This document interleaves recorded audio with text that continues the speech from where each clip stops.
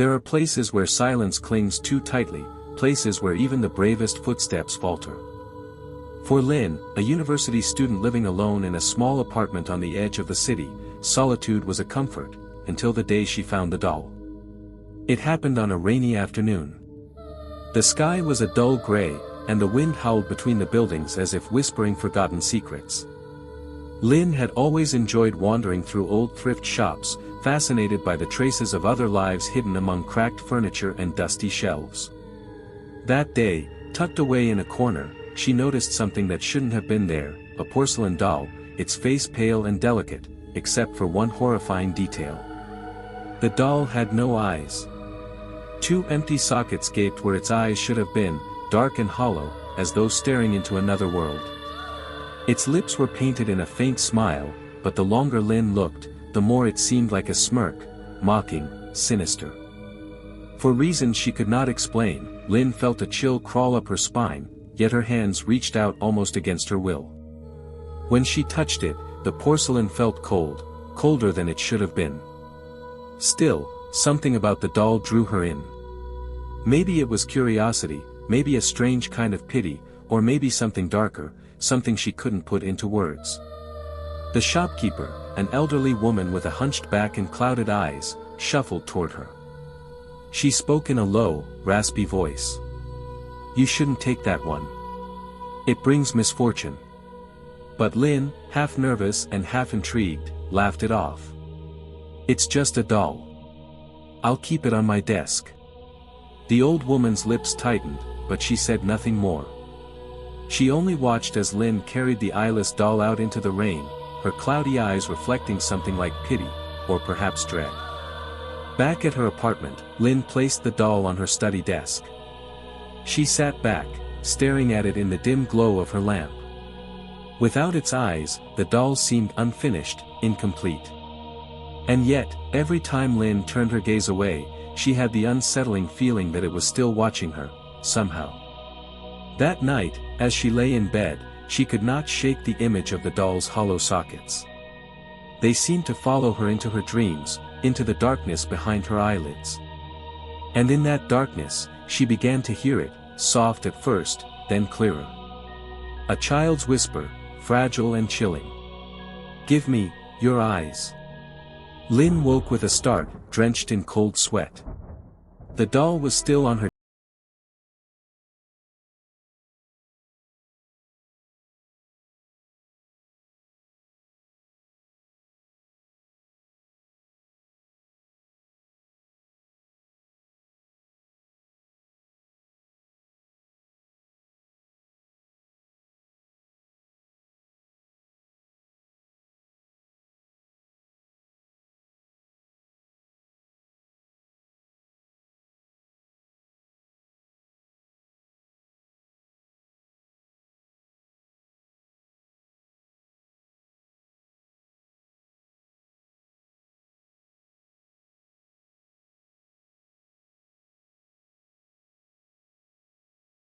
her heart thundering in her chest.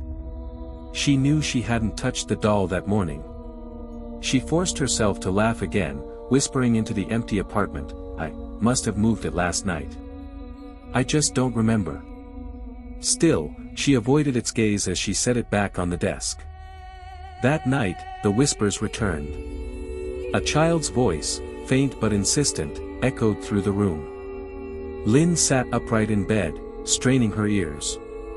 The sound wasn't coming from outside. It was coming from inside her apartment. "Give me your eyes." She turned on the lamp. The room was empty. Only the doll sat on the desk, head bowed as though listening. On the third night, Lynn dreamt again. A girl appeared, no older than 7, wearing a tattered white dress.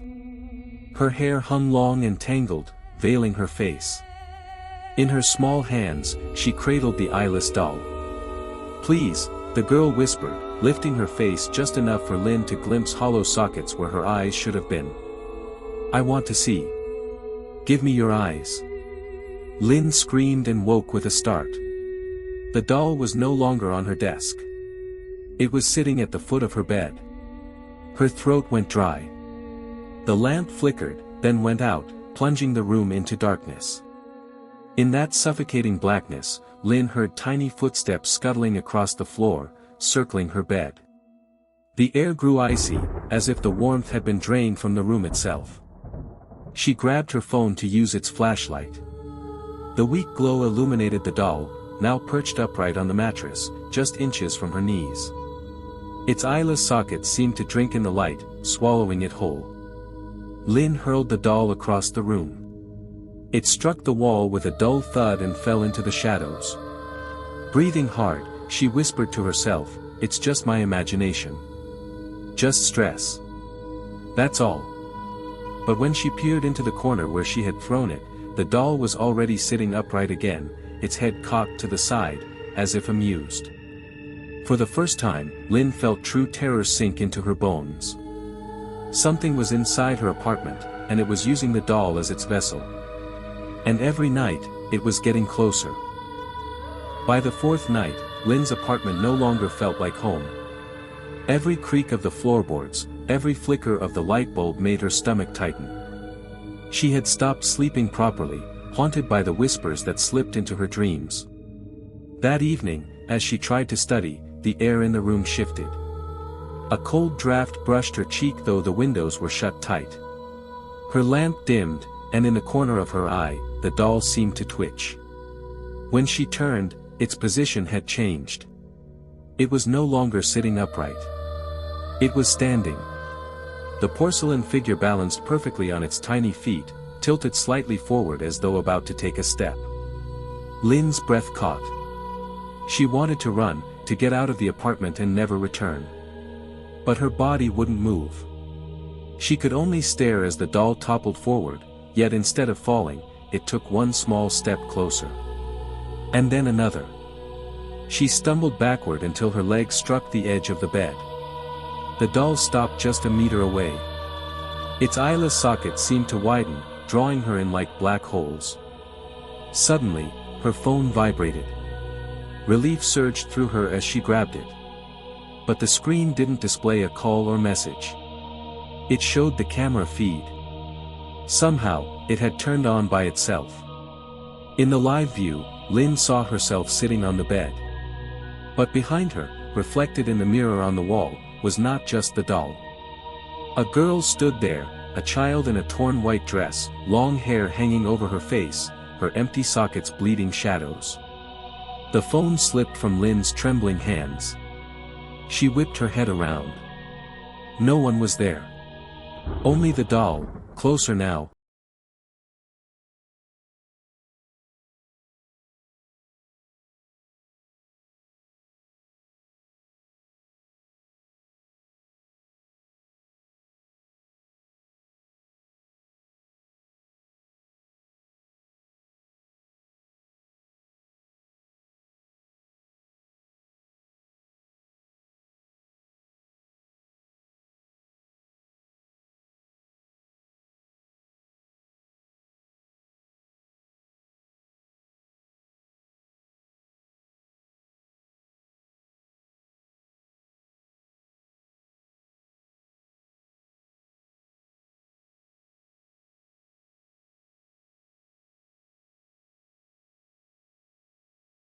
Tears streamed down her cheeks. She managed to gasp, "No, leave me alone." But the presence only pressed harder. Summoning all her strength, Lynn fumbled for her phone. She turned on the flashlight, flinging the beam across the room. For a split second, she saw it clearly, the girl crouched over her, pale face twisted, empty sockets leaking streams of darkness. The doll lay cradled in her arms, its porcelain face glowing faintly. Then the light went out. And in the silence that followed, Lynn realized, she could no longer see. Darkness. That was all Lynn could perceive. Her eyes were open, yet there was nothing, no light, no shapes, only a suffocating void. Panic surged through her as she clawed at her face, but her eyes were still there. She could feel her lashes, her lids, the wetness of tears. And yet the world was gone. Somewhere in the room, porcelain cracked. The sound was soft at first, then louder, echoing like brittle bones snapping under weight. Lin forced herself to turn toward it, though sight no longer guided her.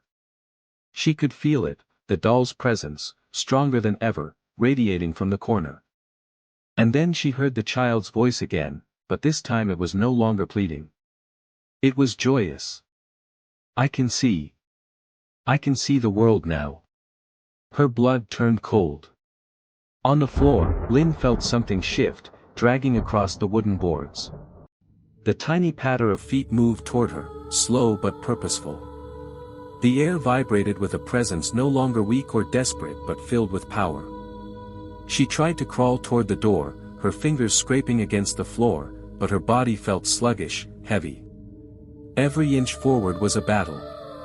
The footsteps quickened, closing the distance. Then, suddenly, silence. She froze. A breath brushed against her ear. Small, icy fingers stroked her cheek. And then the whisper. Thank you, for your gift. The room erupted in sound. The lamp sparked back to life, flooding the apartment with pale light. Lin's vision returned in a horrifying rush, not through her own eyes, but from somewhere else. She saw herself. Her body knelt on the floor, eyes glazed, lifeless, staring into nothing. And across the room stood the doll, now complete. Its once hollow sockets shimmered with two perfect, human eyes. Lin's eyes. They blinked slowly, adjusting to the light, gleaming with unnatural vitality. She screamed, but no sound came. Her voice no longer belonged to her.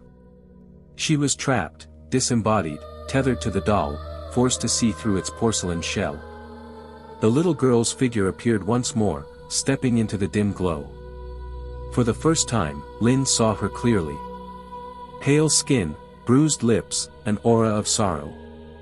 But the girl smiled, a chilling, satisfied smile, as she reached down to cradle the doll. You gave me sight, she whispered. Now you will see, forever. The child vanished into the shadows, carrying the doll in her arms. Lin's vision moved with it, bobbing with each step, as though her very soul had been bound inside that porcelain prison. Her apartment faded from view. The city outside blurred. All that remained was endless wandering, forever trapped, forever watching. And if you ever stumble across a porcelain doll with strangely human eyes staring back at you, look away. Because Lin is still in there. Watching.